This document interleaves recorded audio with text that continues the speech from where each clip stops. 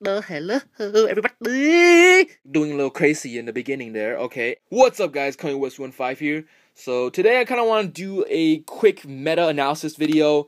YCS Atlanta is approaching, you know what I'm saying? So, in case you didn't know what the meta really looked like, in case, like, in the first 3 weeks of the format, you were just, you know, being lazy, didn't know what the frick just happened to your life, well, I'm here to cover the top decks, or at least what's going to be the most popular decks that you're going to see at YCS Atlanta and other events, regionals, whatever, you know what I'm saying, whatever floats your boat, chill the frick out. Deck number 1, Fire Fist. Pretty much, Fire Fist, enough said. This deck is so popular. Like, there's a reason why Wolfbarks shot up in price. Just be prepared for this deck. Definitely, you know, side in your overworks. So, but yes, be prepared for Fire Fists. This deck is just insane right now. Next deck, Boojins.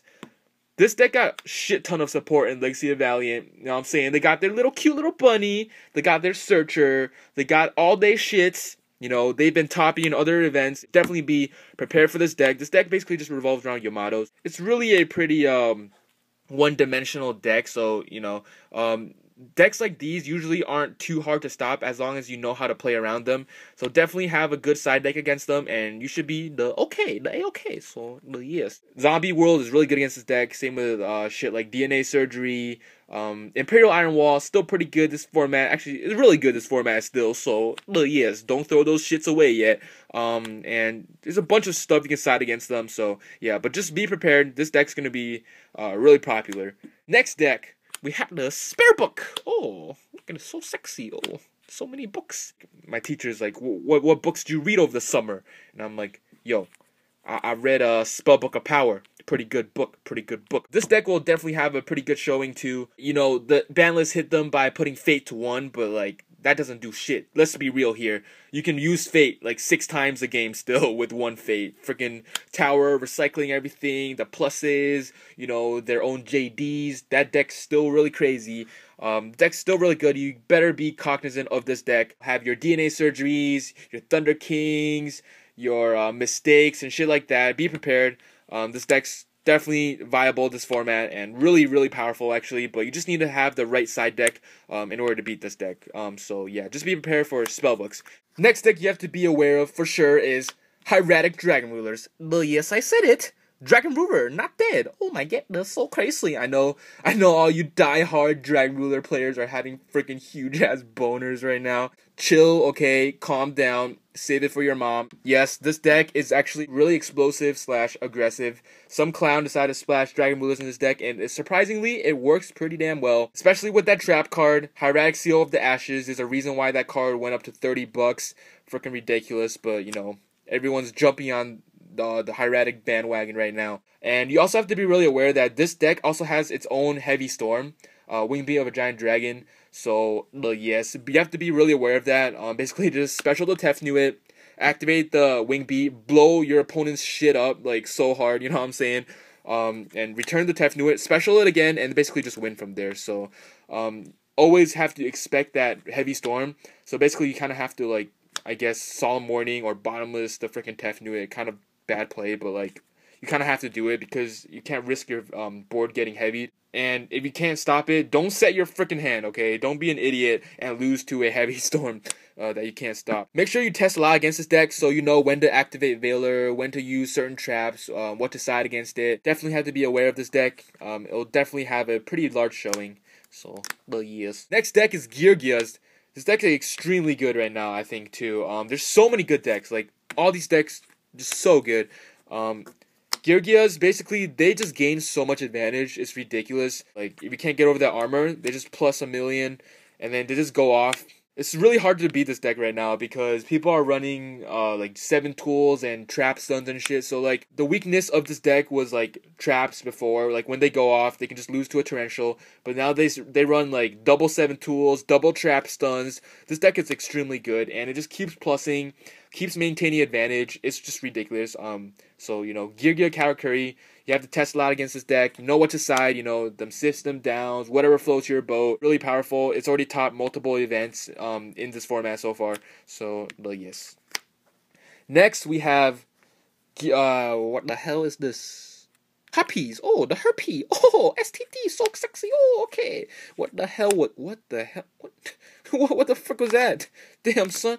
Oh my god, that's too much crack cocaine. Harpies, you know, the herps, the derps. Gotta be prepared for this deck as well. I don't really know how you can really be too prepared for this deck because siding for this deck is kind of hard, to be honest. Like, there's not like one card that can really hurt this deck a lot.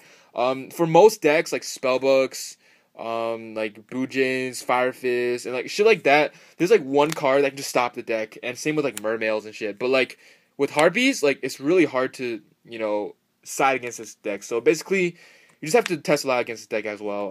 And basically just know how everything works in this deck. Save your MSTs. Don't blind MST against this deck. It's horrible. So, yes, definitely be prepared for these crazy ass bitches. I'm a boss ass bitch. Next deck that you have to be aware of is Mermails. Definitely make sure you have those macros, D-Fidger, Soul Drain in your side deck. Still really explosive. People are starting to run Undyne now, so be aware of Undyne. Yeah, that version is actually really good. You can just locate that title. You know, title went to 1, but with Undyne, you can just summon it, dump the title, and that's actually really good still. So, like, yes, the deck does lose to, like, one card, like D-Fidger, Macro, and Soul Drain, as I said. So, like, the deck isn't too hard to beat if you can draw into your side cards. Just make sure you have those in your side deck, and make sure you know how to play against it. Next deck. Yes, Gravekeepers. Oh my god, when's the last time you saw this in the top tables? Alright, well, this is not really part of the meta yet, I guess, but I'm pretty sure it'll be pretty popular because its own Infernity Barrier just came out. That adds a lot to the deck, to be honest. Like, having your own Infernity Barrier, like, it's pretty crazy. This is a control deck, and a lot of decks rely on the graveyard, so Necro Valley is really good against the meta still, especially, you know, against Boojins, Hieratics, you know, shit like that. And some other decks, you know, Necro Valley is just really, really powerful. And plus, now with the Infernity Barrier card, this deck's even better. So yeah, Legacy of Valiant did boost this deck up quite a bit. So, you know, just don't forget about these shits, man. So, yes. Next deck, my babies. Oh my god, they're so crazy, you know. Me and Constellar Sombre right here, we have a pretty unique connection. Let's put it that way. Kind of sketchy, but let's put all the personal stuff aside. And let's move on. Alright. Sorry, I get a little touchy against my sexy Mexican. Constellars, Pleiades, still a freaking amazing card.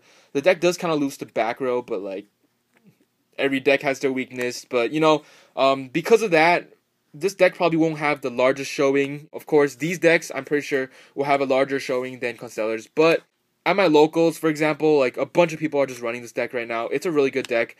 So don't be surprised. Don't get caught off guard when you know, you're playing against like Constellars at the YCS or something. You should have your Light Imprisoning Mirrors all set. You know what I'm saying? So, but yes.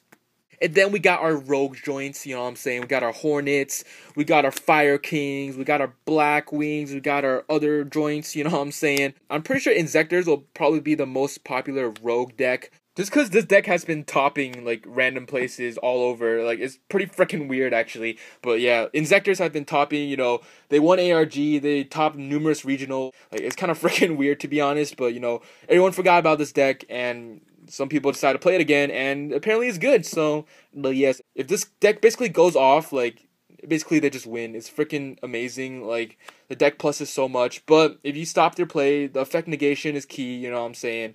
If you can stop their plays, you know, have that macro and shit, this deck really can't do anything.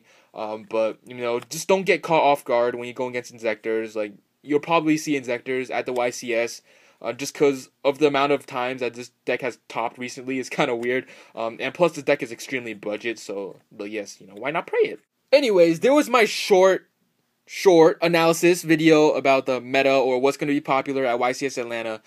So, yes, in case you've been sleeping under a cave in the past 3 weeks, you now have a somewhat of a good idea about what to be careful of and what's going to be popular. These few decks right here, definitely you should be prepared for, you know, have the appropriate side deck, play test against them, you know what the deck does at least, and, you know, you can do the very sexy things after that. So, but yes, good luck to all of you guys, and do the dancing! I am here today.